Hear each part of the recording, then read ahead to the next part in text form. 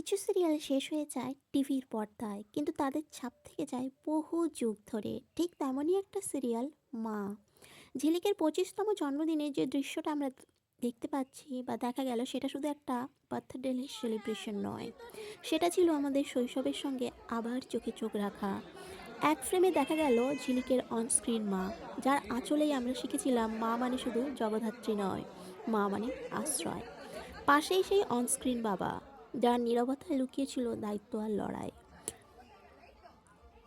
আর হঠাৎ সেই নামটা আবার সামনে এলো, হীরা আম্মা।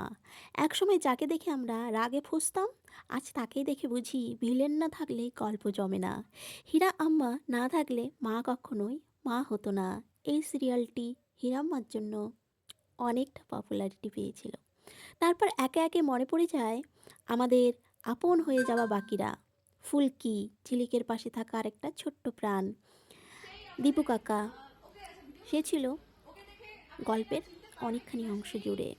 পান্তুয়া, ক্রিকেট, ছোট্ট চুরির সাথী, যারা হয়তো সাইড চরিত্র ছিল, কিন্তু আমাদের মনে তারা ছিল পুরো পরিবারের মতো। আজ এত বছর পর যখন এই মানুষগুলো আবার একসাথে, তখন বোঝা যায় এরা শুধু সহ অভিনেতা ছিল না, এরা ছিল একটা সময়ের সাক্ষী। সিরিয়াল বন্ধ হয়ে গিয়েছিল, ক্যামেরা অফ হয়ে গিয়েছিল, কিন্তু সম্পর্কগুলো অফ হয়নি। কিছু সিরিয়াল শেষ হয়ে যায়, কিছু গল্প একটা প্রজন্মের সঙ্গে বড় হয়। মা ঠিক কিছু তেমনই গল্প একটা সিরিয়াল। টিভিতে শেষ হয়, কিন্তু মনে শেষ হয় না কখনোই। শুভ 25তম জন্মদিন ঝিলিক, তোমার গল্প আজও আমাদের সঙ্গে আছে। মা সিরিয়ালের ফেভারিট ক্যারেক্টার কোনটা, সেটা কমেন্টে জানাতে ভুলবেন না।